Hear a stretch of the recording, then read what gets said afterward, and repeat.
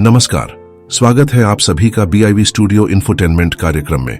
मैं हूं आप सभी का दोस्त आनंद, जहां हर ध्वनि में छुपा है संस्कृति का स्वर और हर लफ्ज में बसी है भारत की चेतना। यहां हर प्रस्तुति यहां होती है कुछ नई, कुछ खास, एकदम दमदार। यहां कहानियां सिर्फ सुनाई नहीं जाती, महसूस की जाती है। यहां कविता सिर्फ कागज पर नहीं गूंजती, बल्कि दिलों में धड़कती है। यहां हर विचार, हर रचना, हर अभिव्यक्ति बनती है एक नया प्रकाश। बाल मन की कल्पनाएं हो या जीवन की सच्चाइयां, प्रेम की कोमलता हो या सत्य की कठोरता, इतिहास से वर्तमान तक का पूरा सफर कलम के सौदागरों के साथ। और जानेंगे देश दुनिया के उन खास लेखकों की रचना को जिन्होंने बदल दी मनोरंजन की दुनिया की तस्वीर। तो चलिए खोलते हैं मनोरंजन का पिटारा और सुनते हैं कुछ खास। तो आइए साहित्य और मनोरंजन की इस अद्भुत यात्रा में हमारे साथ चलिए, सिर्फ और सिर्फ BIV studio infotainment YouTube channel पर। तो आज हम लाए हैं आपके लिए लेखक सैयद इंशाअल्लाह खान द्वारा लिखित कहानी रानी केतकी। तो सबसे पहले सुनेंगे कहानी का सारांश और फिर होगा कहानी का विस्तार। तो आइए सुनते हैं लेखक सैयद इंशाअल्लाह खान द्वारा लिखित कहानी रानी केतकी का सारांश। कहानी रानी केतकी की कहानी, लेखक सैयद इंशाअल्लाह खान। प्रस्तुत है कहानी का सारांश।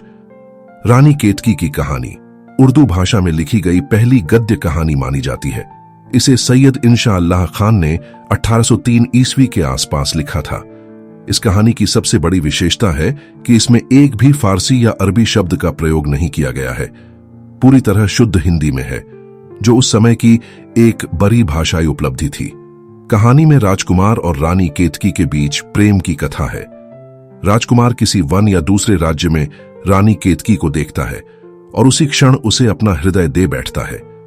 केतकी भी राजकुमार की वीरता और सौंदर्य पर मोहित हो जाती है, लेकिन उनके मिलन में कई बाधाएं आती हैं, जैसे दुश्मन सेनाएं, गलतफहमियां और राज्य की साजिशें। आखिर में प्रेम, धैर्य और साहस के बल पर दोनों की गलतफहमियां दूर होती हैं और वे मिल जाते हैं। कहानी में राजसी शान, सौंदर्य, प्रकृति का वर्णन और संवाद बड़े ही रसपूर्ण और काव्यात्मक हैं। तो अभी आपने सुनी लेखक सैयद इंशाअल्लाह खान द्वारा लिखित कहानी रानी केतकी का सारांश। और अब कहानी विस्तार से। कहानी रानी केतकी की कहानी, लेखक सैयद इंशाअल्लाह खान। प्रस्तुत है कहानी का सारांश। रानी केतकी की कहानी उर्दू भाषा में लिखी गई पहली गद्य कहानी मानी जाती है। इसे सैयद इंशाअल्लाह खान ने 1803 ईस्वी के आसपास लिखा था। इस कहानी की सबसे बड़ी विशेषता है कि इसमें एक भी फारसी या अरबी शब्द का प्रयोग नहीं किया गया है। पूरी तरह शुद्ध हिंदी में है, जो उस समय की एक बड़ी भाषाई उपलब्धि थी। कहानी में राजकुमार और रानी केतकी के बीच प्रेम की कथा है। राजकुमार किसी वन या दूसरे राज्य में रानी केतकी को देखता है और उसी क्षण उसे अपना हृदय दे बैठता है। केतकी भी राजकुमार की वीरता और सौंदर्य पर मोहित हो जाती है, लेकिन उनके मिलन में कई बाधाएं आती हैं, जैसे दुश्मन सेनाएं, गलतफहमियां और राज्य की साजिशें। आखिर में प्रेम, धैर्य और साहस के बल पर दोनों की गलतफहमियां दूर होती हैं और वे मिल जाते हैं। कहानी में राजसी शान, सौंदर्य, प्रकृति का वर्णन और संवाद बड़े ही रसपूर्ण और काव्यात्मक हैं। कहानी रानी केतकी की कहानी, लेखक सैयद इंशाअल्लाह खान। तो आइए ये सुनते हैं कहानी। कहानी के जोबन का उभार और बोल, चाल की दुल्हन का सिंगार। किसी देश में किसी राजा के घर एक बेटा था। उसे उसके माँ, बाप और सब घर के लोग कुंवर उदयभान करके पुकारते थे। सचमुच उसके जीवन की जोत में सूरज की एक सोता मिली थी। उसका अच्छापन और भला लगना कुछ ऐसा न था जो किसी के लिखने और कहने में आ सके। 15 बरस भर के उसने 16वें में पांव रखा था। कुछ यूं ही सी उसकी मसें भीगती चली थी। किसी को कुछ न समझता था, पर किसी बात की सोच का घर घाट न पाया था और चाह की नदी का पाट उसने देखा न था। एक दिन हरियाली देखने को अपने घोड़े पर चढ़ के अपने उसी अटखेलपने और अल्हड़पन के साथ देखता भालता चला जाता था। इतने में एक हिरनी जो उसके सामने आई तो उसका जी लौटपोट हुआ। उस हिरनी के पीछे सबको छोड़ छाड़ कर घोड़ा फेंका। कोई घोड़ उसको पा सकता था। जब सूरज छिप गया और हिरनी आंखों से ओझल हुई, तब तो यह कुंवर उदयभान भूखा, प्यासा, उनीदा जम्भाइयां अंगड़ाइयां लेता हक्का बक्का होके लगा आसरा ढूंढने। इतने में कुछ एक अमराइयां देख पड़ी। उधर चल निकला तो क्या देखता है, जो 40-50 रंडियां एक से एक जोबन में अगली झूला डाले हुए पड़ी झूल रही हैं और सावन गातियां हैं। ज्यों ही उन्होंने उसको देखा, तू कौन की चिंगाड़ सी पड़ गई। उन सभी में से एक के साथ उसकी आंख लड़ गई। दोहा अपनी बोली का कोई कहती थी यह उचक्का है, कोई कहती थी यह पक्का है। वही झूले वाली लाल जोड़ा पहने हुए जिसको सब रानी केतकी कहते थे, उसके भी जी में उसकी चाह ने घर किया। पर कहने सुनने को बहुत सी नूह की और कहा, इस लग चलने को भला क्या कहते हैं। हक न धक जो तुम झट से टपक पड़े, यह न जाना जो यहां रंडियां अपनी झूल रही हैं। अजी तुम जो इस रूप के साथ इस ढब बेधड़क चले आए हो, ठंडी ठंडी छां चले जाओ। तब कुंवर ने जी मसोस के मलीला खा के कहा, इतनी रुखाइयां न कीजिए, मैं सारे दिन का थका हुआ एक पेड़ की छां में ओस का बचाव करके पड़ रहूंगा। बड़े तड़के धूंधलके में उठकर जिधर को मुंह पड़ेगा चला जाऊंगा। कुछ किसी का लेता देता नहीं। एक हिरनी के पीछे सब लोगों को छोड़ छाड़ कर घोड़ा फेंका था। जब तलक उजियाला रहा उसी के ध्यान में था। जब अंधेरा छा गया और जी बहुत घबरा गया, इन अमराइयों का आसरा ढूंढकर यहां चला आया हूं। कुछ रोकटोक तो इतनी न थी जो माथा ठनक जाता और रुका रहता, सिर उठाए हांफता हुआ चला आया। क्या जानता था जो पद्मिनियां यहां पड़ी झूलती पेंगे चढ़ा रही हैं, पर यूं बदी थी, बरसों मैं भी झूला करूंगा। यह बात सुनकर वह जो लाल जोड़े वाली सबकी सिरधरी थी, उसने कहा, नंजी बोलियां ठोलियां न मारो, इनको कह दो जहां जी चाहे अपने पड़ रहे, और जो कुछ खाने को मांगे सो इन्हें पहुंचा दो। घर आए को आज तक किसी ने मार नहीं डाला। इनके मुंह का डौल, गाल तमतमाए और होंठ पड़पड़ाए, और घोड़ का हांफना और जी का कांपना, घबराहट और थरथराहट और ठंडी सांसें भरना और निढाल होकर गिरे पड़ना इनको सच्चा करता है। बात बनाई हुई और सचौटी की कोई छिपती, पर हमारे इनके बीच कुछ ओट सी कपड़े लत्ते की कर दो। इतना आसरा पाके सबसे परे कोने में जो 5-7 छोट पौधों से थे, उनकी छांव में कुंवर उदयभान ने अपना बिछौना किया और कुछ सिरहाने धर के चाहता था कि सो रहे, पर नींद कोई चाहत की लगावट में आती थी। पड़ा अपने जी से बातें कर रहा था। इतने में क्या होता है जो रात साएं बोलने लगी और साथ वालियां सब सो रही। रानी केतकी ने अपनी सहेली मदनबान को जगाकर यूं कहा, अरियो तूने कुछ सुना है? मेरा जी उस पर आ गया और किसी डौल से थम नहीं सकता। तू सब मेरे भेदों को जानती है। अब जो होनी हो सो हो, सिर रहता रहे, जाता जाए। मैं उसके पास जाती हूं, तू मेरे साथ चल, पर तेरे पांव पड़ती हूं, कोई सुनने न पाए। अरे यह मेरा जोड़ा मेरे और उसके बनाने वाले ने मिला दिया। मैं इसीलिए जैसे इन अमरियों में आई थी। रानी केतकी मदनबान का हाथ पकड़े हुए वहां आ पहुंचती है जहां कुंवर उदयभान लेटे हुए कुछ सोच में पड़े बड़बड़ा रहे थे। मदनबान आगे बढ़ के कहने लगी, तुम्हें अकेला जान के रानी जी आप आई हैं। कुंवर उदयभान यह सुनकर उठ बैठे और यह कहा, क्यों न हो, जी को जी से मिलाप है। कुंवर और रानी तो दोनों चुपचाप बैठे थे, पर मदनबान दोनों को गुदगुदा रही थी। होते होते अपनी बीती सबने खोली। रानी का पता यह खुला, राजा जगत प्रकाश की बेटी है और उनकी मां रानी कामलता कहलाती है। उनको उनके मां बाप ने कह दिया है, 1 महीने पीछे अमरियों में जाके झूल आया करो। सो आज वही दिन था जो तुमसे मुठभेड़ हो गई। बहुत महाराजों के कुंवरों की बातें आ रही, पर किसी पर इनका ध्यान न चढ़ा। तुम्हारे धन भाग जो तुम्हारे पास सबसे छुपके, मैं जो उनके लड़कपन की गोइया हूं, मुझे साथ अपने लेके आई है। अब तुम अपनी कहानी कहो कि तुम किस देश के कौन हो। उन्होंने कहा, मेरा बाप राजा सूरजभान और मां रानी लक्ष्मीबास हैं। आपस में जो गठजोड़ हो जाए तो कुछ अनोखी, अचरज और अचंभे की बात नहीं, यूं ही आगे से होता चला आया है। जैसा मुंह वैसा थपेड़, जोड़ तोड़ टटोल लेते हैं। दोनों महाराजों को यह चितचाही बात अच्छी लगेगी, पर हम तुम दोनों के जी का गठजोड़ चाहिए।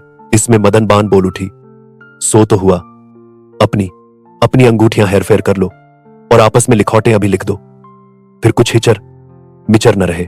कुंवर उदयभान ने अपनी अंगूठी रानी केतकी को पहना दी और रानी ने भी अपनी अंगूठी कुंवर की उंगली में डाल दी और एक धीमी सी चुटकी भी ले ली। इसमें मदनबाल बोल उठी, जो सच पूछो तो इतनी भी बहुत हुई। इतना बढ़ चलना अच्छा नहीं, मेरे सिर चोट है। अब उठ चलो और इनको सोने दो, और रोए तो पड़े रोने दो। बातचीत तो ठीक हो चुकी। पिछले पहर से रानी तो अपनी सहेलियों को लेके जिधर से आई थी उधर को चली गई और कुंवर उदयभान अपने घोड़े की पीठ लगाकर अपने लोगों से मिलकर अपने घर पहुंचे। कुंवर जी का अनूप रूप क्या कहूं, कुछ कहने में नहीं आता। न खाना, न पीना, न मग चलना, न किसी से कुछ कहना, न सुनना। जिस ध्यान में थे उसी में गुथे रहना, और घड़ी घड़ी कुछ सोच सोच कर सिर धुनना। होते होते इस बात का चर्चा लोगों में फैल गई। किसी ने महाराज और महारानी से कहा, दाल में कुछ काला है। वह कुंवर उदयभान जिससे तुम्हारे घर का उजाला है, इन दिनों कुछ उसके बुरे तेवर और बेडौल आंखें दिखाई देती हैं। घर से बाहर तो पांव नहीं धरता। घर वालियां जो किसी डौल से कभी बहलाती हैं तो और कुछ नहीं करता। एक ऊंची सांस लेता है, और जो बहुत किसी ने छेड़ा तो छपरखट पर जाके अपना मुंह लपेट के 8 आंसू पड़ा रोता है। यह सुनते ही मां बाप दोनों कुंवर के पास दौड़े आए, गले लगाया, मुंह चूमा, पांवों पर बेटे के गिर पड़े, हाथ जोड़े और कहा, जो अपने जी की बात है सो कहते क्यों नहीं? क्या दुखड़ा है जो पड़े पड़े कहराते हो? राजपाट जिसको चाहो दे डालो, कहो तो क्या चाहते हो? तुम्हारा जी क्यों नहीं लगता? भला वह क्या जो नहीं हो सकता? मुंह से बोलो, जी को खोलो, और जो कहने में कुछ सोच करते हो तो अभी लिख भेजो। जो कुछ लिखोगे जो कि त्यों करने में आवेगी। जो तुम कहो कुएं में गिर पड़ो तो हम दोनों अभी कुएं में गिर पड़ते हैं। जो कहो सिर काट डालो तो सिर अपने अभी काट डालते हैं। कुंवर उदयभान जो बोलते ही न थे, उन्होंने लिख भेजने का आसरा पाके इतना बोले, अच्छा आप सिधारिए, मैं लिख भेजता हूं, पर मेरे उस लिखने को मेरे मुंह पर किसी ढब से न लाना, नहीं तो मैं बहुत लजियाऊंगा। इसलिए तो मुख बात हो के मैंने कुछ न कहा और यह लिख भेजा। अब जो मेरा जी नथों पर आ गया और किसी ढब से न रहा गया, और आपने मुझे 100 रूप से खोला और बहुत सा टटोला, तब तो लाज छोड़ के हाथ जोड़ के मुंह फाड़ के घिघिया के यह लिखता हूं, चाह के हाथों किसी को सुख नहीं है। भला वह कौन जिसको दुख नहीं? उस दिन जो मैं हरियाली देखने को गया था, वहां जो मेरे सामने एक हिरनी कनौतियां उठाए हुए आ गई थी, उसके पीछे मैंने घोड़ा बग छुट फेंका था। जब तक उजियाली रही उसी की धुन में भटका किया। जब अंधेरा हो गया और सूरज डूबा, तब जी मेरा बहुत उबा। सुहानी सी अमरियां ताक के मैं उनमें गया, तो उन अमरियों का पत्ता मेरे जी का गाहक हुआ। वहां का यह सोहला है, कुछ रंडियां झूला डाले झूल रही थीं। उन सब की सिरधरी कोई रानी केतकी महाराजा जगत प्रकाश की बेटी है। उन्होंने यह अंगूठी अपनी मुझे दी, और मेरी अंगूठी उन्होंने ले ली और लिखौट भी लिख दी। सो यह अंगूठी उनकी लिखौट समेत मेरे लिखे हुए के साथ पहुंचती है। आप पढ़ लीजिए, जिसमें बेटे का जी रह जाए वह कीजिए। महाराज और महारानी ने अपने बेटे के लिखे हुए पर सोने के पानी से यूं लिखा, हम दोनों ने इस अंगूठी और लिखौट को अपनी आंखों से मला। अब तुम जी में कुछ कुढ़ो, बचो मत। जो रानी केतकी के मां बाप तुम्हारी बात मानते हैं तो हमारे समधि और समधिन है, दोनों राज एक हो जाएंगे, और कुछ नाह नूह ठहरेगी तो जिस डौल से बन आवेगा ढाल तलवार के बल तुम्हारी दुल्हन हम तुमसे मिला देंगे। आज से उदास मत रहा करो, खेलो कूदो बोलो चालो आनंदे करो। हम अच्छी घड़ी शुभ मुहूर्त सोच के तुम्हारे ससुराल में किसी ब्राह्मण को भेजते हैं, जो बातचीत चाही ठीक कर लावे। ब्राह्मण जो शुभ घड़ी देख कर हड़बड़ी से गया था, उस पर बड़ी कड़ी पड़ी। सुनते ही रानी केतकी के बाप ने कहा, उनके हमारे नाता नहीं होने का। उनके बाप दादे हमारे बाप दादों के आगे सदा हाथ जोड़कर बातें किया करते थे, और 2 टुक जो तेवरी चढ़ी देखते थे, बहुत डरते थे। क्या हुआ जो अब वह बढ़ गए, ऊंचे पर चढ़ गए। जिनके माथे हम बाएं पांव के अंगूठे से टीका लगावे, वह महाराजाओं का राजा हो जावे। किसका मुंह जो यह बात हमारे मुंह पर लाए? ब्राह्मण ने जल भुन के कहा, अगले भी ऐसे ही कुछ बिचारे हुए हैं, और भरी सभा में यही कहते थे। हम में उनमें कुछ गोत की तो मेल नहीं, पर कुंवर की हट से कुछ हमारी नहीं चलती, नहीं तो ऐसी ओछी बातें कब हमारे मुंह से निकलती। यह सुनते ही उन महाराज ने ब्राह्मण के सिर पर फूलों की छड़ी फेंक मारी और कहा, जो ब्राह्मण की हत्या का धड़का न होता तो तुझको अभी चक्की में दलवा डालता। इसको ले जाओ और एक अंधेरी कोठरी में मूंद रखो। जो इस ब्राह्मण पर बीती सो सब कुंवर उदयभान के मां बाप ने सुनते ही लड़ने की ठान अपना ठाठ बांधकर दल बादल जैसे घिर आते हैं चढ़ आया। जब दोनों महाराजों में लड़ाई होने लगी, रानी केतकी सावन भादों के रूप से रोने लगी, और दोनों के जी पर यह आ गई, यह कैसी चाहत है जिसमें लोहू बरसने लगा और अच्छी बातों को जी तरसने लगा। कुंवर ने चुपके से यह कहला भेजा, अब मेरा कलेजा टुकड़े टुकड़े हुए जाता है। दोनों महाराजाओं को आपस में लड़ने दो। किसी डॉल से जो हो सके तो तुम मुझे अपने पास बुला लो। हम तुम दोनों मिलके किसी और देश निकल चलें। जो होनी हो सो हो, सिर रहता रहे जाता जाए। एक मालिन जिसको फूल कली कहकर सब पुकारते थे, उसने उस कुंवर की चिट्ठी किसी फूल की पंखड़ी में लपेट लपेट के रानी केतकी तक पहुंचा दी। रानी ने उस चिट्ठी से आंखें अपनी मली और मालिन को एक थाल भर के मोती दिए और उस चिट्ठी की पीठ पर अपने मुंह की पीक से यह लिखा, ऐ मेरे जी के गाहक, जो तू मुझे बोटी बोटी कर चील कौवों को दे डाले तो भी मेरी आंखों चैन कलेजे सुख हो। पर यह बात भाग चलने की अच्छी नहीं। इसमें एक बाप दादे की चिट लग जाती है, और जब तक मां बाप जैसा कुछ होता चला आया है, उसी डोल से बेटे बेटी को किसी पर पटक न मारे और सिर से किसी के चेपक न दे, तब तक यह एक जो तो क्या जो करोड़ जी जाते रहे। कोई बात हमें तो रुचती नहीं। यह चिट्ठी पीक भरी जो कुंवर तक आ पहुंचती है, उस पर कई एक थाल सोने के थाल, हीरे मोती पुखराज के खचाखच भरे हुए निछावर करके लुटा देता है, और जितनी उसकी बेकली थी चौगुनी पचगुनी हो जाती है और उसको अपने उस गोरे दंड पर बांध लेता है।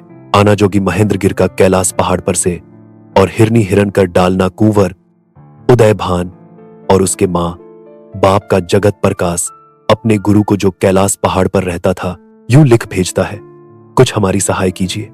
महाकठिन हम बिपता मारों पर आ पड़ी है। राजा सूरजभान को अब यहां तक बाव बहकने लिया है जो उन्होंने हमसे महाराजों से नाते का डौल किया है। कैलाश पहाड़ जो एक डौल चांदी का है, उस पर राजा जगत प्रकाश का गुरु, जिसको महेंद्रगिर इंद्रलोक के सब लोग कहते थे, ध्यान ज्ञान में कोई 90 लाख अतीतों के साथ ठाकुर के भजन में दिन रात रहा करता था। सोना रूपा तांबे रांगे का बनाना तो क्या, और गुटका मुंह में लेके उड़ना पड़े रहे, उसको और बातें इस ढब की ध्यान में थी जो कुछ कहने सुनने से बाहर है। मेह सोने रूपे का बरसा देना और जिस रूप में चाहना हो जाना, सब कुछ उसके आगे खेल था। और गाने में और बीन बजाने में महादेव छूट, सब उसके आगे कान पकड़ते थे। सरस्वती जिसको हिंदू कहते हैं, आधा शक्ति, उनने भी इसी से कुछ गुनगुनाना सीखा था। साथियों, अगर आपको यह कार्यक्रम पसंद आ रहा है तो आप हमारे चैनल को जल्दी से लाइक और सब्सक्राइब कर दीजिए। आपके लाइक और सब्सक्राइब से हमें बहुत हिम्मत मिलती है। तो BIV studio infotainment YouTube channel को लाइक और सब्सक्राइब करते रहें। हम आपको इसी तरह मनोरंजन से भरपूर रोचक साहित्य सुनाते रहेंगे। तो साथियों, आगे बढ़ते हैं और सुनते हैं कार्यक्रम का शेष भाग। उसके सामने 6 राग 36 रागिनियां 8 पहर रूप बौंधों का सा धरे हुए उसकी सेवा में हाथ जोड़े खड़ी रहती थीं। वह अतीतों को यह कहकर पुकारते थे, भैरोंगिर, भिभासगिर, हिंडोलगिर, मेघनाथ, केदारनाथ, दीपक दास, ज्योति स्वरूप, सारंग रूप और अतीतनियां इस ढब से कहलाती थीं। गुजरी, टोडी, असावरी, गौरी, मालसिरी, बिलावली जब चाहता अधर में सिद्धासन पर बैठकर उड़ाए फिरता था और 90 लाख अतीत गुटके अपने मुंह में लिए हुए गेरुए वस्त्र पहने झटा बिखेरे उसके साथ होते थे। जिस घड़ी रानी केतकी के बाप की चिट्ठी एक बगुला ने पहुंचता है तो महेंद्रगिर एक चिंगाड़ मार के दल बादलों को थलका देता है। बघंबर पर बैठे भभूत अपने मुंह से मल कुछ पढ़ंत करता हुआ बाव के घोड़े की पीठ लगा और सब अतीत मृगछालों पर बैठे हुए गुटके मुंह में लिए हुए बोल उठे, गोरख जागा। एक आंख की झपक में वहां आ पहुंचता है जहां दोनों महाराजों में लड़ाई हो रही थी। पहले तो एक काली आंधी आई, फिर ओले बरसे, फिर टिड्डी आई। किसी को अपनी सुध न रही। हाथी घोड़े और जितने लोग और भीड़ भाड़ राजा सूरजभान की थी, कुछ न समझा गया। किधर गई, उन्हें कौन उठा ले गया। और राजा जगत प्रकाश के लोगों पर और रानी केतकी के लोगों पर केवड़े की बूंदों की नन्ही नन्ही फुहार सी पड़ने लगी। यह सब कुछ हो चुका तो गुरुजी ने अतीतों से कह दिया, उदय भान, सूरज भान, लक्ष्मी बास, इन तीनों को हिरण हिरणी बना के किसी वन में छोड़ दो और जो उनके साथी हो उन सबों को तोड़ फोड़ दो। जैसा कुछ गुरुजी ने कहा, झटपट वो ही किया। विपत का मारा कुंवर उदय भान और उसका बाप वह महाराजा सूरज भान और उसकी मां लक्ष्मी बास हिरन हिरनी बन की हरी हरी घास कई बरस तक चरते रहे और उस भीड़ भाड़क्के का तो कुछ थल बेड़ा न मिला जो किधर गरी और कहां थी। यहां की यहीं रहने दो, फिर सुनियो। अब रानी केतकी की बात और महाराजा जगत प्रकाश की सुनिए। उनके घर का घर गुरुजी के पांव पर गिरा और सबने सिर झुकाकर कहा, महाराज, यह आपने काम किया, हम सबको रख दिया। जो आज आप ना पहुंचते तो क्या रहा था। सबने मर मिटने की ठान ली थी। हम पापियों से कुछ न चलेगी, यह जान ली थी। राज पाट सब हमारा आप निछावर करके जिसको चाहिए दे डालिए। हम सबको अतीत बना के अपने साथ लीजिए, राज हमसे नहीं थम सकता। सूरजभान के हाथ से आपने बचाया, कोई उनका चचा चंद्रभान चढ़ावेगा तो क्यों कर बचना होगा। अपने आप में तो सख्त नहीं, फिर ऐसे राज का फिटे मोह कहां तक आपको सताया करेंगे। यह सुनकर जोगी महेंद्रगिर ने कहा, तुम हमारे बेटा बेटी हो, आनंदें करो, दंदनाओ, सुख चैन से रहो। ऐसा वह कौन है जो तुम्हें आंख भरकर और ढब से देख सके। यह बघम्मर और यह भभूत हमने तुम्हें दिया। आगे जो कुछ ऐसी गाड़ पड़े तो बघम्मर में से एक रोंगटा तोड़कर आग पर धर के फूंक दीजिए। वह रोंगटा फूंकने न पावेगा जो हम आन पहुंचेंगे। रहा भभूत सो इसीलिए है जो कोई चाहे अंजन करे, वह सब कुछ देखे और उसे कोई न देखे जो चाहे करे। गुरु महेंद्रगिर जिन पांव पूजिए और धन महाराज कहिए, उनसे तो कुछ छिपाव न था। महाराज जगत प्रकाश उनको मोरछल करते हुए रानियों के पास ले गए।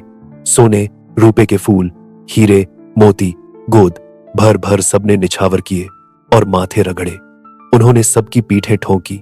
रानी केतकी ने भी दंडवत की, पर जी ही जी में बहुत सी गुरुजी को गालियां दी। गुरुजी 7 दिन 7 रातें यहां रह के जगत प्रकाश को सिंहासन पर बिठा करके अपने उस बघम्मर पर बैठ उसी डौल से कैलाश पर आधम के राजा जगत प्रकाश अपने अगले ढब से राज करने लगा। रानी केतकी का मदन बान के आगे रोना और पिछली बातों का ध्यान करके जी से हाथ धोना अपनी बोली की दोहों में रानी को बहुत सी बेकली थी। कग सूझती कुछ बुरी भली थी, चुपके चुपके कराती थी, जीना अपना न चाहती थी। कहती थी कभी, अरे मदन बान है 8 पर मुझे वही ध्यान, या प्यास किसे भला किसे भूख, देखूं वही फिर हरे हरे रुख। टपके का डर है अब यह कहिए, चाहत का घर है अब यह कहिए। अमराइयों में उनका वह उतरना और रात का साए साए करना और चुपके से उठ के मेरा जाना और तेरी वह चाह का जताना। उनकी वह उतार अंगूठी लेनी और अपनी अंगूठी उनको देनी। आंखों में मेरी वह फिर रही है जी का जो रूप था वही है। क्यों कर उन्हें भूलूं, क्या करूं मैं, मां बाप से कब तक डरूं मैं। अब मैंने सुना है ए मदन बान, बन बन के हिरन हुए उदय भान, चरते होंगे हरी हरी दूब, कुछ तू भी पसीज सोच में डूब। मैं अपनी गई हूं चौकड़ी भूल, मत मुझको सुंघा ये ढेढ़े फूल। फूलों को उठा के यहां से ले जा, 100 टुकड़े मेरा हुआ कलेजा। बिखरे जी को न कर इकट्ठा, एक घास का ला के रख दे गट्ठा। हरियाली उसी की देख लूं मैं, कुछ और तो तुझको क्या क्या कहूं मैं। इन आंखों में है भड़क हिरण की, पलके हुई जैसी घास बन की। जब देखिए डबडबा रही है, ओसे आंसू की छा रही है। यह बात जो जी में गड़ गई है, एक औस सी मुझ पे पड़ गई है। इसी डौल जब अकेली होती थी तब मदनवान के साथ ऐसे ही कुछ मोती पिरोती, भभूत मांगना। रानी केतकी का अपनी मां रानी कामलता से आंख मिचौली खेलने के लिए और रुई रहना, और राजा जगत प्रकाश का बुलाना और प्यार से कुछ कुछ कहना और वह भभूत देना। एक रात रानी केतकी ने अपनी मां रानी कामलता को भुलावे में डाल के यह पूछा, गुरुजी गुस्साई महेंद्रगिर ने जो भभूत मेरे बाप को दिया था वह कहाँ रखा हुआ है और उससे क्या होता है। उसकी मां ने कहा, मैं तेरी वारी, तू क्यों पूछती है। रानी केतकी कहने लगी, आंख मिचौवल खेलने के लिए चाहती हूं, जब अपनी सहेलियों के साथ खेलूं और चोर बनूं तो मुझको पकड़ न सके। रानी कामलता ने कहा, वह खेलने के लिए नहीं है, ऐसे लटके किसी बुरे दिन के संभालने को डाल रखते हैं। क्या जाने कोई घड़ी कैसी है कैसी नहीं। रानी केतकी अपनी मां की इस बात से अपना मुंह थूथा कर उठ गई और दिन भर खाना न खाया। महाराज ने जो बुलाया तो कहा मुझे रूच नहीं। तब रानी कामलता बोल उठी, अजी तुमने सुना भी या नहीं, बेटी तुम्हारी आंख में चौवल खेलने के लिए वह भभूत गुरुजी का दिया हुआ मांगती थी। मैंने न दिया और कहा, लड़की यह लड़कपन की बातें अच्छी नहीं, किसी बुरे दिन के लिए गुरुजी दे गए हैं। बहुत तेरा बहलाती फुसलाती हूं, मानती नहीं। महाराज ने कहा, भभूत क्या, मुझे तो अपना जी भी उससे प्यारा नहीं। उसके एक घड़ी भर के बहल जाने पर एक जी तो क्या जो लाख जी हो तो दे डालिए। रानी केतकी को डिबिया में से थोड़ा सा भभूत दिया। कई दिन तलक भी आंख मिचौवल अपने मां बाप के सामने सहेलियों के साथ खेलती, सबको हंसाती रही, जो 100 थाल मोतियों के निछावर हुआ किए। क्या कहूं, एक चुहल थी जो कहिए तो करोड़ों पोथियों में जो कि त्यों ना आ सके। रानी केतकी का चाहत से बेकल हो फिरना और मदनबान का साथ देने से नहीं करना। एक रात रानी केतकी उसी ध्यान में मदनबान से कह उठी, अब मैं निगौड़ी लाश से कुट करती हूं, तू मेरा साथ दे। मदनबान ने कहा, क्यों? कर। रानी केतकी ने वह भभूत का लेना उसे जताया और यह सुनाया, यह सब आंख मिचौवल की चुहल मैंने इसी दिन के लिए कर रखी थी। मदनबान बोली, मेरा कलेजा थरथराने लगा। ऐ यह माना जो तुम अपनी आंखों में इस भभूत का अंजन कर लोगी और मेरे भी लगा दोगी तो तुम्हें कोई न देखेगा और हम तुम सबको देखेंगे, पर ऐसी हम कहां जी चले हैं जो जोबन साथ लिए बन बन भटका करे और हिरनों के सींगों में दोनों हाथ डाल के लटका करे, और जिसके लिए यह सब कुछ है सो वह कहां और होवे तो क्या जाने जो यह रानी केतकी है और यह मदनबान निगोड़ी नोची खसोटी उनकी सहेली है।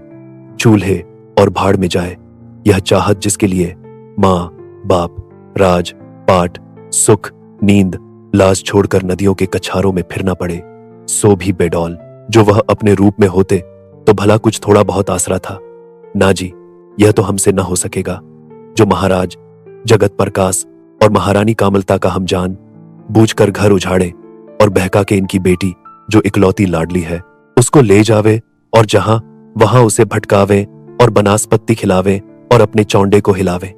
उस दिन तुम्हें यह बूझ ना आ रही जब तुम्हारे और उसके माँ बाप में लड़ाई हो रही थी, उनने उस मालिन के हाथ तुम्हें लिख भेजा था, भाग चले। तब तो अपने मुंह की पीक से उस चिट्ठी की पीठ पर जो लिखा था सो क्या भूल कर रही हो। तब तो वह ताव भाव दिखाया था। अब जो वह कुंवर उदयभान और उसके माँ बाप तीनों जने बन के हिरनी बने हुए क्या जाने किधर होंगे कि उनके ध्यान पर वह कर बैठिए जो किसी ने तुम्हारे घराने भर में नहीं की। इस बात पर माटी डाल दो, नहीं तो बहुत पछताओगी और अपना किया पाओगी। मुझसे तो कुछ न हो सकेगा।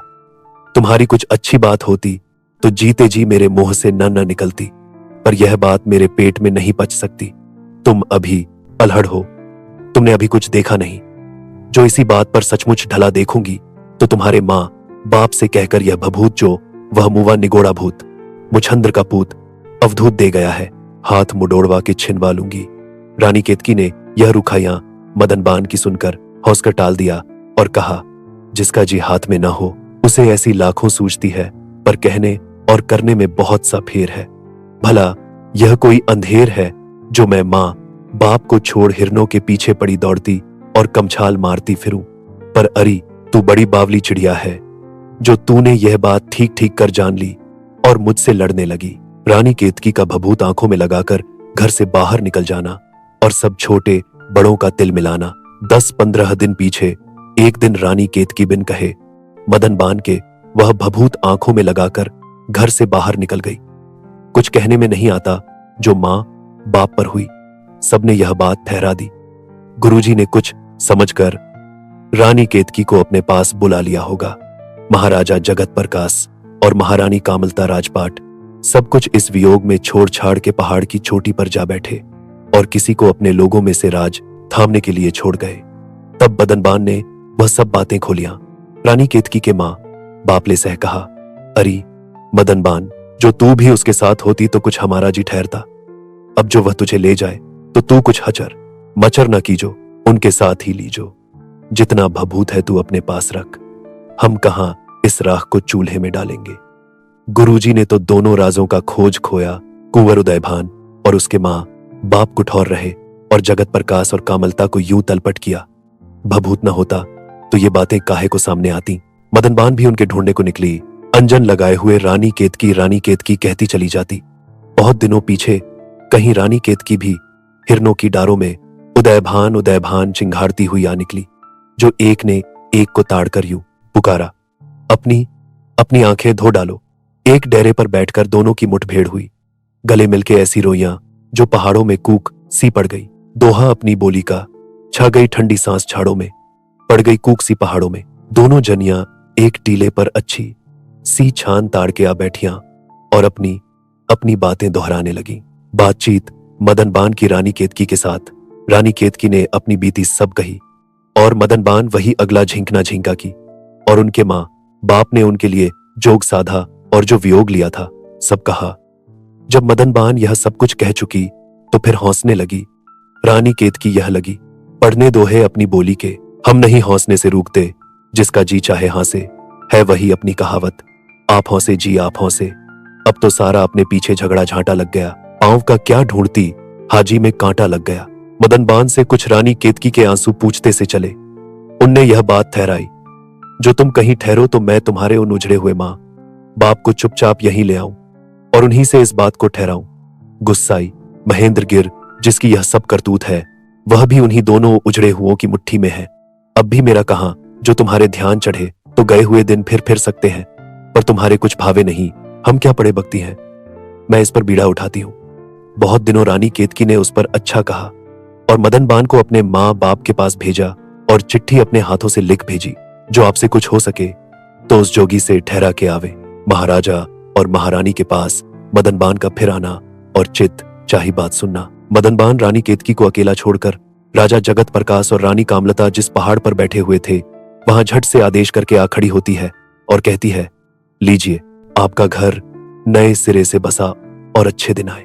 रानी केतकी का एक बाल भी बांका नहीं हुआ। उन्हीं के हाथ की यह चिट्ठी लाई हूं, आप पढ़ लीजिए, आगे जो चाहिए सो कीजिए। महाराज ने उसी बदहंबर में एक रोंगटा तोड़कर आग पर दिया। बात की बात में गुस्साई महेंद्र गिरा पहुंचे और जो कुछ यह नया सांग जोगी और जोगिन का हो आया था, आंखों देखा, सबको छाती से लगाया और कहा, पगंबर तो इसीलिए मैं सौंप गया था, जो तुम पर कुछ होए तो इसका एक रोंगटा फूंक दीजो। तुम्हारे घर की यह गत हो गई। अब तक क्या कर रहे थे और किन नींदों में सोते थे, पर तुम क्या करो, यह खिलाड़ी जो रूप चाहे सो दिखावे, जो नाच चाहे सो नचावे। बबूत लड़की को क्या देना था, हिरनी तो उदयभान और सूरजभान उसके बाप को और लक्ष्मीबास उनकी मां को मैंने किया था। मेरे आगे फिर उन तीनों को जैसा का तैसा करना कुछ बड़ी बात न थी।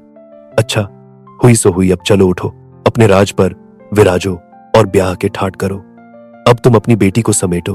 कुंवर उदयभान को मैंने अपना बेटा किया, उसको लेके मैं ब्याहने चढ़ूंगा। महाराज ये बात सुनते ही अपनी राज की गद्दी पर आ बैठे और उसी घड़ी कह दिया, सारी छतों और कोठों को गोटे से मर दो और सोने रूपे के रुपहले सुनहरे सेहरे सब झाड़ और पहाड़ों पर बांध दो और पेड़ों में मोती की लड़ियां गूंथो और कह दो, 40 दिन रात तक जिस घर में नाच 8 पहर न रहेगा उस घर बार वाले से मैं रूठ रहूंगा और जानूंगा यह मेरे दुख सुख का साथी नहीं। महीने जब कोई चलने वाला कहीं नहीं ठहरे और रात दिन चला जाए, इस फेर में वह राज था, सब कहीं यही डौल हो गया। जाना महाराज और महारानी और गुस्साई महेंद्र गिर का रानी केतकी के लेने के लिए फिर गुरुजी और महाराज और महारानी मदन बान के साथ वहां आ पहुंचे, जहां रानी केतकी चुपचाप सुन खींचे हुए बैठी हुई थी। गुरुजी ने रानी केतकी को अपने गोद में लेकर कुंवर उदयभान का चढ़ावा दिया और कहा, लो तुम अपने मां बाप के साथ अपने घर सिधारो। अब मैं अपने बेटे कुंवर उदयभान को लिए हुए आता हूं।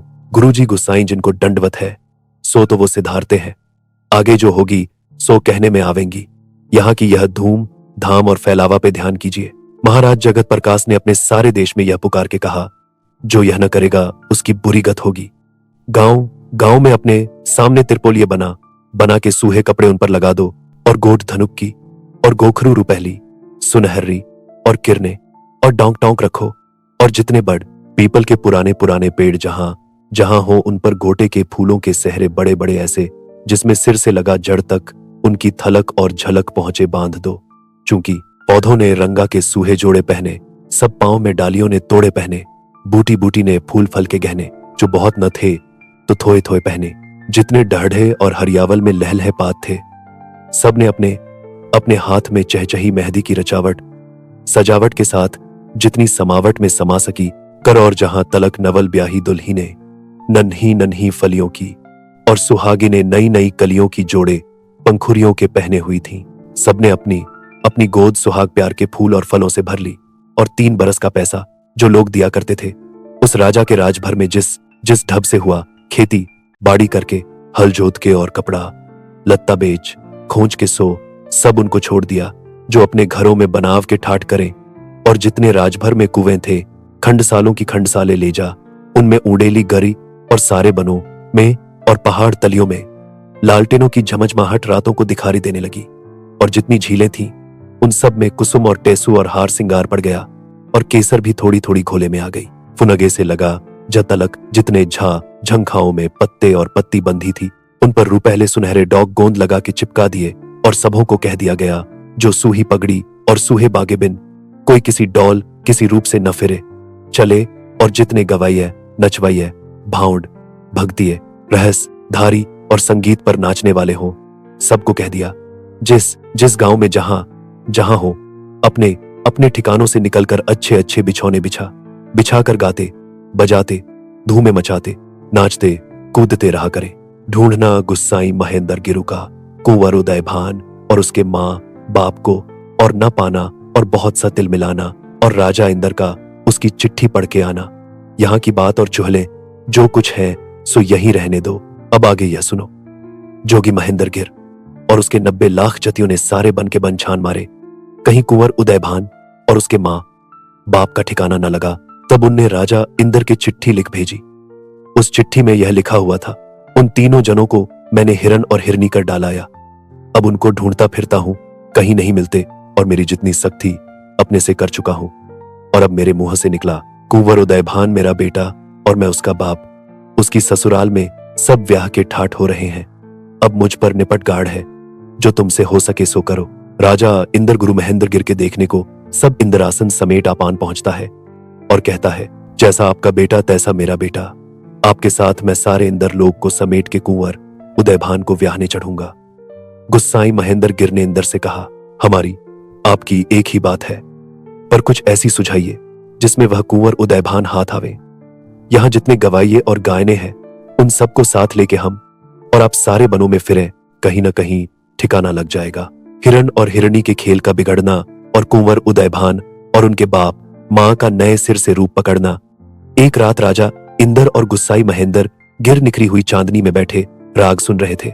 करोड़ों हिरणास पास आन के राग के ध्यान में चौकड़ी भूले सिर झुकाए खड़े थे।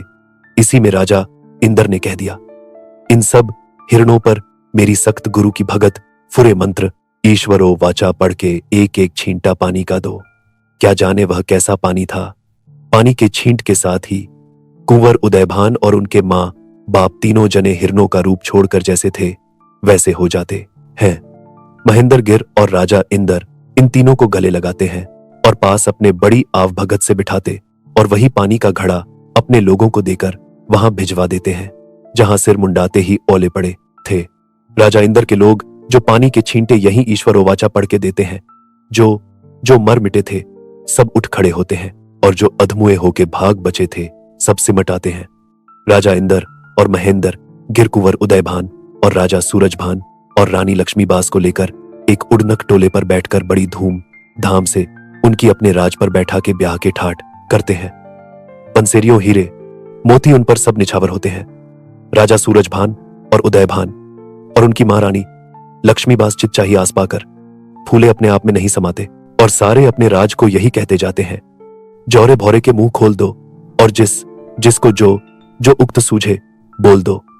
आज के दिन का सा और कौन सा दिन होगा, हमारी आंखों की पुतलियों का जिससे चैन है, उस लाडले इकलौते का ब्याह और हम तीनों का हिरणों के रूप से निकलकर फिर राज पर बैठना।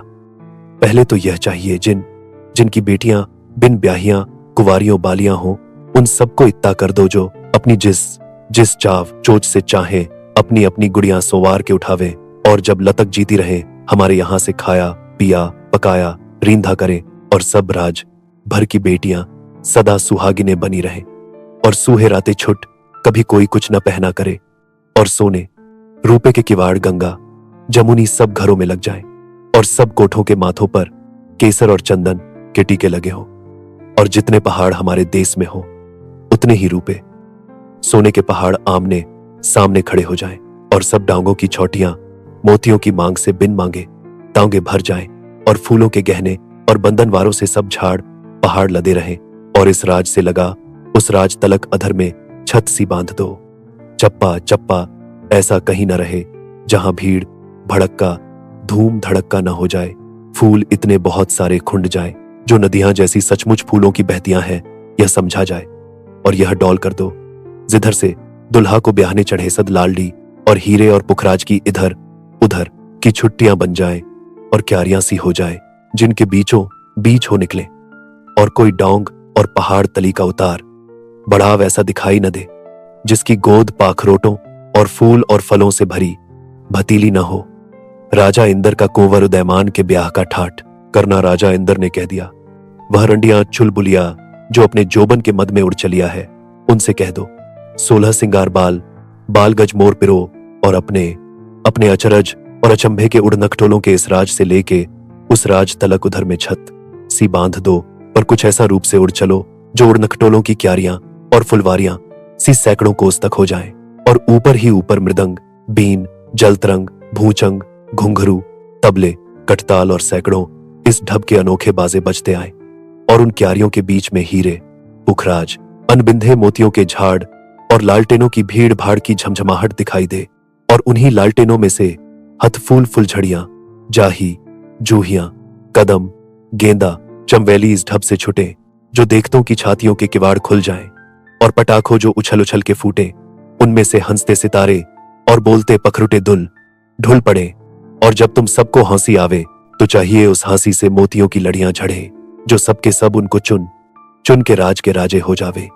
डोमिनियो के रूप में सारंगियां छेड़ छेड़ सी हिलें गाओ, दोनों हाथ हिलाओ, उंगलियां नचाओ, जो किसी ने न सुने हो वह ताव, भाव, आव, जाव, राव, चाव दिखाओ, ठुड्डियां कपकपाओ और नाक भवें तान तान भाव बताओ, कोई फूट कर रह न जाओ। ऐसा जमाव लाखों बरस में होता है जो राजा इंदर ने अपने मुंह से निकाला था, आंख की झपक के साथ वो ही होने लगा और जो कुछ उन दोनों महाराजों ने इधर उधर कह दिया था सब कुछ उसी रूप से ठीक ठाक हो गया। जिस ब्याहने की यह कुछ फैलावट और जमावट और रचावट ऊपर तले इस जमघट के साथ होगी, उसका और कुछ फैलावा कैसा कुछ होगा यह ध्यान कर लो। ठाठ करना गुस्साई महेंद्र गिर का जब कुंवर उदयभान को इस रूप से ब्याहने चढ़े और वह बामहन जो अंधेरी कोठरी में मूंदा हुआ था उसको भी साथ ले लिया और बहुत से हाथ जोड़े और कहा, बामहन देवता, हमारे कहने सुनने पर न जाओ, तुम्हारी जो रीत होती चली आ रही है बताते चलो। एक उड़न खटोले पर वह भी रीत बताने को साथ हुआ। राजा इंदर और गुस्साई महेंद्र गिर ऐरावत हाथी पर झूमते झामते देखते भालते सारा अखाड़ा लिए चले जाते थे। राजा सूरजभान दूल्हा के घोड़े के साथ माला जपता हुआ पैदल था। इतने में एक सन्नाटा हुआ, सब घबरा गए। इस सन्नाटे में से वह जो जोगी के 90 लाख अतीत थे सबके सब जोगी बने हुए सैली तागी मोतियों की लड़ियों की गलों में डाले, गातियां उसी ढब की बांधे, मृगछालों और बघंभरों पर आ थिरके। लोगों के जियों में जितनी उमंगें छा रही थीं वह चौगुनी पंचगुनी हो गईयां। सुखपाल और चंडोलों और रथों पर जितनी रानियां थीं महारानी लक्ष्मीबास के पीछे चली आतियां थीं, सबको गुदगदियोसी होने लगी।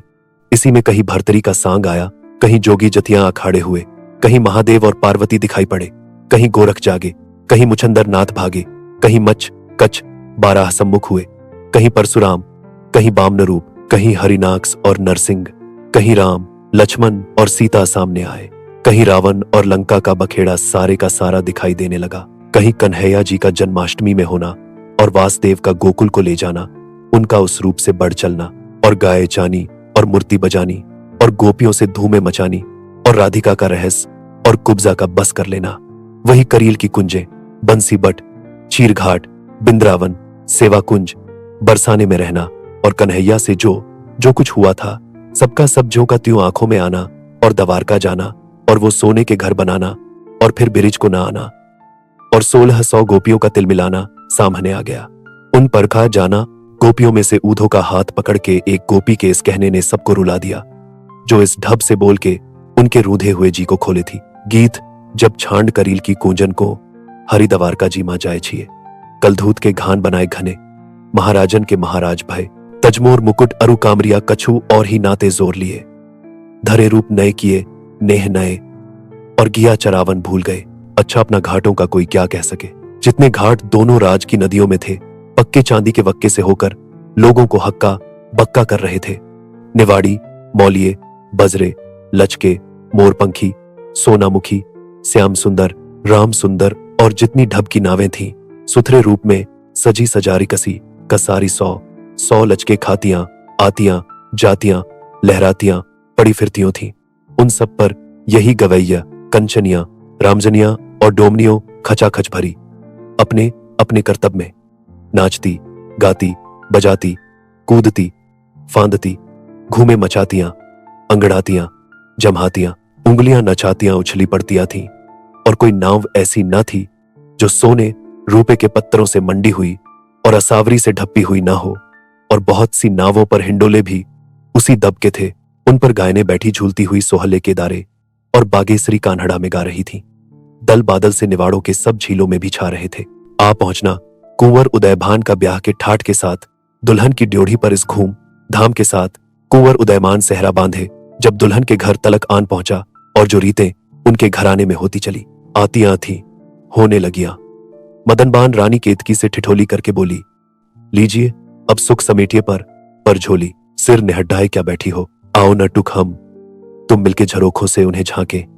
रानी केतकी ने कहा, नरी ऐसी निलझी बातें हमसे न कर। ऐसी क्या पड़ी जो इस घड़ी ऐसी कड़ी झेल कर रेल पेल कर उपटन और तेल फुलेल भरे हुए उनके झांकने को जा खड़ी हो। मदनबान इस रुखाई को उड़ न जाए की अंटियों में कर बोली, दोहे अपनी बोली के यो तो देखो वह छड़े जी छड़े हमसे अब आने लगी हैं आप यो मोहरे कड़े। न मारे बन के बन में आपने जिनके लिए वह हिरण जोबन के मद में है बने दूल्हा खड़े। तुम न जाओ देखने को जो उन्हें कुछ बात है, ले चलेंगे आपको हम हैं इसी धुन पर अड्डे। है कहावत जी को भावे और मुंडिया हिले, झांकने के ध्यान में है उनके सब छोटे बड़े। सांस ठंडी पर के रानी केतकी बोली, यह सच सब तो अच्छा कुछ हुआ पर अब बखेड़े में पड़े वारी फेरी होना। मदनमान का रामी केतकी पर और उसी की वास सूंघना और उन्नीदेपन से ऊँघना। उस घड़ी कुछ मदनबान को रानी केतकी के झांझे का जोड़ा और भीनापन बास सूंघने और अंखड़ियों का लजियाना और बिखरा बिखरा जाना पता लग गया तो रानी केतकी की बारह सूंघने लगी और अपनी आंखों को ऐसा कर लिया जैसे कोई ऊंधने लगता है। सिर से लगा पांव तक जो वारी फेरी होके तलवे सहलाने लगी। तब रानी केतकी झट से धीमी सी सिसकी लचके के साथ उठी। मदनवान बोली, मेरे हाय के टहोक में वह ही पावों का छाता दुख गया होगा जो हिरनों की ढूंढ ढांड में पड़ गया था। ऐसी दुखती छुटकी की चोट से मसोस कर रोनी केतकी ने कहा, काटा खड़ा तो अड्ढा और छाला सुपड़ा पर निगोड़ी तू क्यों मेरी पंछाला हुर्री। सराहना रानी केतकी के जोबन का रानी केतकी का भला लगना लिखने पढ़ने से बाहर है। वह दोनों भवों की खिंचावट और पुतलियों में लाज की समावट और नोकीली पलकों की रुंदाहट और हौसी की लगावट, दंतड़ियों में मिस्सी की उदाहट और इतनी सी बात पर रुकावट से नाक और त्योरी चढ़ा लेना और सहेलियों को गालियां देना और चल निकलना और हिरनियों के सूप से करछाले मारकर परे उछलना कुछ करने में नहीं आता। सराहना कुंवर जी के जोबन का कुंवर उदयभान के अच्छेपने का कुछ हाल निलखना किससे हो सके। हाय रे उनके उभार के दिनों का मुहानापन और चाल ढाल का अच्छन बच्चन, उठती हुई कोम्पल की फबन और मुखड़े का गदराया हुआ जोबन जैसे बड़े तड़के हरे भरे पहाड़ों की गोद से सूरज की किरणें निकल आती हैं। यही रूप था उनकी भीगती मसों से रस का टपका पड़ना और अपनी परछाई देखकर अकड़ना। जहां जहां छांव थी उसका डौल ठीक ठीक उके पांवों चले जैसे धूप थी। दूल्हा उदयमान सिंहासन पे बैठा और इधर उधर राजा इंदर और जोगा महेंद्र गिर जम गए और दूल्हा का बाप अपने बेटे के पीछे माला लिए कुछ गुनगुनाने लगा और नाच लगा होने। और इधर में जो उड़ नखटोले इंदर के अखाड़े के थे सबके सब उसी रूप से छत बांधे हुए थिरका किए। महारानियां दोनों समधिने इनके आपस में मिलियां चलियां और देखने दाखने को कोठों पर चंदन के किवाड़ों के आड़तलों में आ बैठियां। सांग संगीत भंडताल रहेप होने लगा। जितने राग और रागनियां थीं, यमन कल्याण, सुध कल्याण, लाजवंती, कान्हड़ा, खंडाच, सोहनी, पर्ज, विहाग, सोहरट, कालिंगड़ा, भैरवी, खटललित, भैरव रूप पकड़े हुए सचमुच के जैसे गाने वाले होते हैं उसी रूप से अपने अपने समय पर गाने लगे और गाने लगियां। उस नाच का जो भाव ताव रचावट के साथ हुआ किसका मुंह जो कह सके।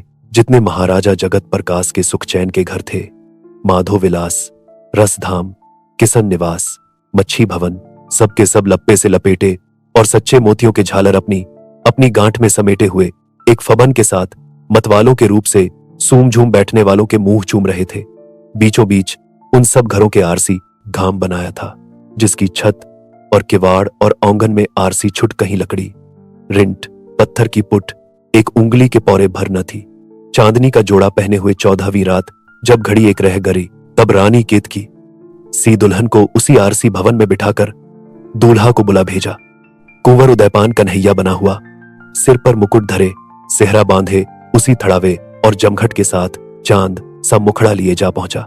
जिस ढब से बामहन और पंडित कहते गए और जो महाराजों में रीतें होती चली आतियों थी, उसी डौल से, उसी रूप से सावरी गठजोड़ा सब कुछ हो लिया। दोहे अपनी बोली के जब उदयमान और रानी केतकी दोनों मिले, आस के जो फूल कुम्हलाए हुए थे फिर खिले। चैन होता हीन न था जिस एक को उस एक बिन रहने सहने सो लगे आपस में अपने रात दिन। ऐ खिलाड़ी, ये बहुत सा कुछ नहीं थोड़ा हुआ, आन कर आपस में जो दोनों का गठ जोड़ा हुआ। चाह के डूबे हुए मेरे दाता सब तेरे दिन फिरे, जैसे उन्हीं के वैसे सबके दिन फिरे। वह उड़न खटोले वालियां जो अधर में छत बांधे हुए थिरक रही थी, भर भर झोलियां और मुट्ठियां हीरे और गोतियों से निछावर करने के लिए उतर आईयां, और उड़न खटोले ज्यों के त्यों अधर में छत बांधे खड़े रहे। दूल्हा दुल्हन पर से सात वारी फेरे होने में पिस गईयां, और उन सबों को एक चक्की सी लग गई। राजा इंद्र ने दुल्हन की मुंह दिखारी में एक हीरे का इकड़ाल छपरखट और एक पेड़ी पुखराज की दी, और एक पारजात का पौधा जिससे जो फल मांगिए सो ही मिले दुल्हन के सामने लगा दिया, और एक कामधेनु गाय की पठिया बछिया भी उसके नीचे बांध दी, और 21 लौड़ियां उन्हीं उड़नखटोले वालियों में से चुन के अच्छी से अच्छी, सुथरी से सुथरी गाती बजातियां, सीती पिरोतियां, सुघड़ से सुघड़ सौंपी, और उन्हें कह दिया, रानी केतकी छुट, उनके दूल्हा से कुछ बातचीत रखियो, तुम्हारे कान पहले ही मरोड़े देता हूं, नहीं तो सबको सब पत्थर की मूर्तें बन जाओगी और अपना किया जाप पावोगी। और गुस्साई महेंद्र गिरजी ने 52 तोले पाव रत्ती जिसे कहते हैं और सुनते हैं उसके 21 मटके आगे रखे और कहा, यह भी एक खेल है, जब चाहिए तो बहुत सा तांबा गला के एक इतनी सी चुटकी छोड़ दीजिए, कंचन हो जाएगा। और जोगी जी ने यह सबों से कह दिया, जो लोग उनके ब्याह में जागे हैं उनके घरों में 40 दिन रात और सोने की टिड्डियों के रूप में हुन बरसे, और जब तक जिए किसी बात को फिर न तरसे। 9,99,000 गाय, सोने रुपए की सिंगोरियों की चढ़ाऊ गहना पहने हुए घूंघरू झंझनातियां बामनों को दान हुई, और 7 बरस का पैसा सारे राज को छोड़ दिया गया।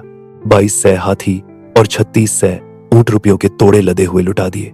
कोई उस भीड़ भाड़ में दोनों राज का रहने वाला ऐसा न रहा जिसको घोड़ा जोड़ा रुपयों का थोड़ा, सोने के जड़ाऊ कड़ों की जोड़ी न मिली हो, और मदनवान छुट दूल्हा दुल्हन के पास किसी का हवाव न था जो बिन बुलाए चली जाए, बिन बुलाए दौड़ी आए तो वही आए और हंसाए।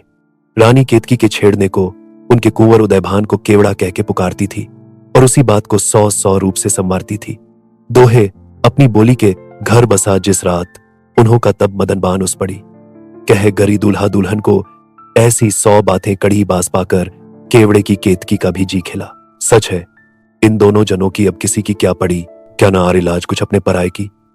अजी थी अभी उस बात की ऐसी भला क्या, हवाड़ी मुस्कुराकर तब दुल्हन ने अपने घूंघट से कहा, मोंगरा सा हो कोई, खोले जो तेरी गुलझड़ी जी में आता है, तेरे होठों को मल डालूं अभी, बिलबे ए रंडी, तेरे दांतों की मिस्सी की धड़ी। दोस्तों, कैसा लगा आपको हमारा यह मनोरंजन से भरपूर कार्यक्रम? कमेंट करके हमें जरूर बताएं। और हाँ, अगर कोई खास कविता, कहानी, जीवन परिचय, उपन्यास आदि आपको सुनना है तो हमें कमेंट करके बताएं, हम आप तक पहुंचाएंगे आपकी पसंद का मनोरंजन से भरपूर कार्यक्रम सिर्फ और सिर्फ BIV studio infotainment YouTube channel पर। आप सबके सहयोग के लिए बहुत बहुत आभार। नमस्कार।